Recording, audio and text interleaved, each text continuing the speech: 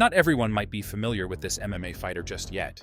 Meet Mariusz Pudzianowski, one of the strongest men on the planet, hailing from Poland. Once a dominant figure in the world of strength competitions, Pudzianowski made a bold move by stepping into the world of MMA. Given his background in weightlifting, many dismissed his chances. Critics argued that lifting massive weights and fighting in a cage were two completely different skill sets. And while there's some truth to that, Pudzianowski shattered expectations and silenced his doubters in spectacular fashion. One of the fighters who underestimated him? None other than Bob Sapp. Leading up to their fight, Sapp didn't hold back. He even released a video mocking Pudzianowski, making it painfully clear that he had zero respect for the Polish powerhouse. 2012! KSW 19! Mario Pudzianowski! But Sapp didn't stop there. He cranked up the theatrics by creating a doll with Pudzianowski's face on it, grabbing even more attention with his signature over-the-top antics.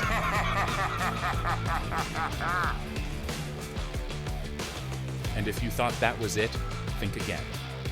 At the official weigh-in, Sapp took things to another level, bringing food with Pudzianowski's face printed on it, adding fuel to an already heated build-up. I think the chicken. With all the drama leading up to the fight, one question loomed large. Could Sapp actually back up his words and take down a world-class strongman like Pudzianowski? It didn't take long to get the answer. Pojedynek szczuplaczków można powiedzieć, dlatego że bestię pamiętamy jak ważył 100. Within minutes, Pudzianowski put an emphatic end to the trash talk, delivering a brutal beatdown that left Sapp humiliated in front of the world. Czy nie przerwać tej walki?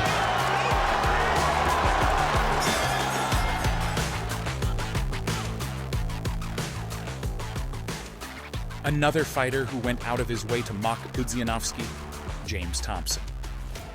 Just like Sapp, Thompson tried to get inside his opponent's head, releasing a provocative video aimed at belittling him.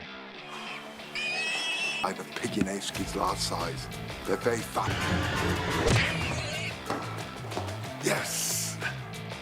And sure, it may have seemed like a clever move at the time, but in reality, those mind games had zero effect. If anything, they only fueled Pudzianowski's determination, making him even more dangerous inside the cage.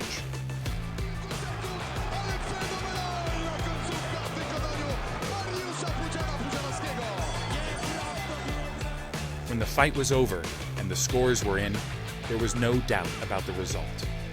The referee raised Pudzianowski's hand in victory, proving once again that underestimating him was a costly mistake.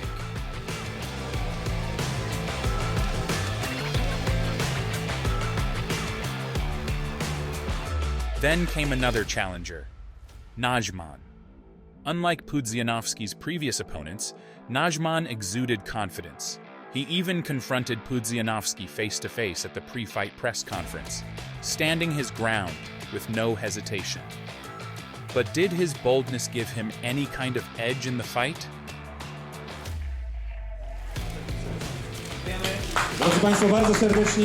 Not even close. It only took a few minutes for Pudzianowski to completely dismantle him, leaving Najman with no chance to fight back. Once again, Pudzianowski proved why he remains one of the most dominant forces in the sport. Your winner is Mariusz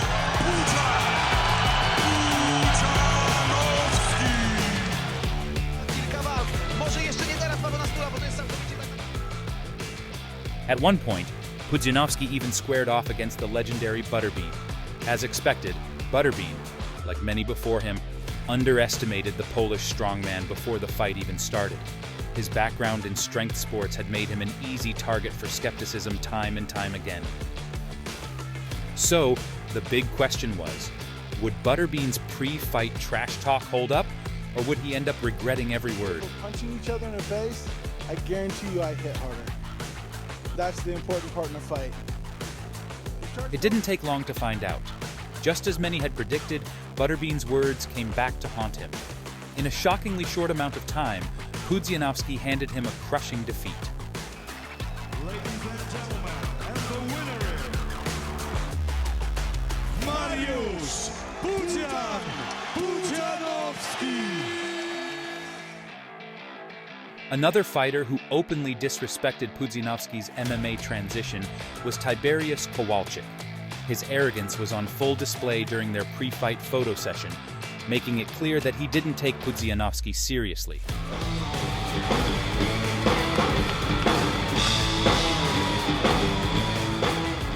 But as always, karma had other plans.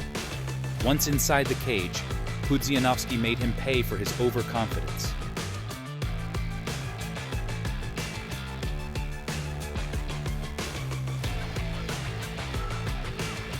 In just 2 rounds, Pudzianowski's relentless power forced Kowalczyk to surrender, leaving him with no choice but to concede defeat.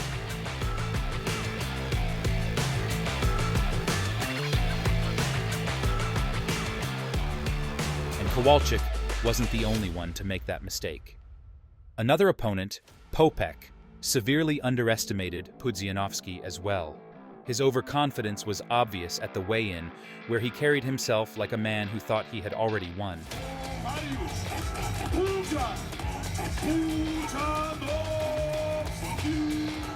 But once the cage door shut, reality hit him like a freight train. From start to finish, Pudzianowski dominated, leaving no doubt about who the superior fighter was. Under a relentless barrage of attacks, Popek had no defense left, forcing the referee to step in and call the fight.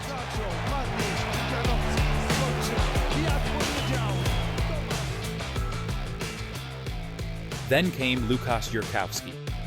Before their fight, Jurkowski attempted to mock Pudzianowski by showing up to the weigh-in in an outrageous costume.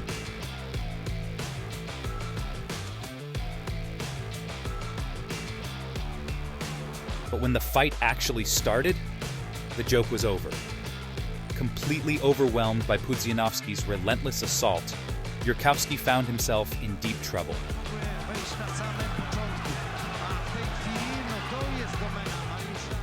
After absorbing a brutal series of strikes, the referee had no choice but to stop the fight, leaving Jurkowski with nothing but defeat.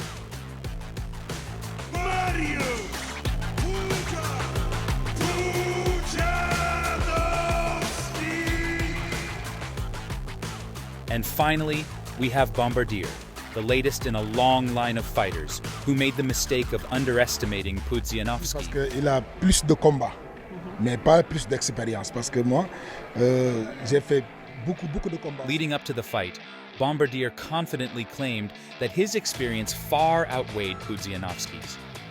But did his words carry any weight? Or was he about to join the growing list of fighters who learned the hard way? Absolutely stunning.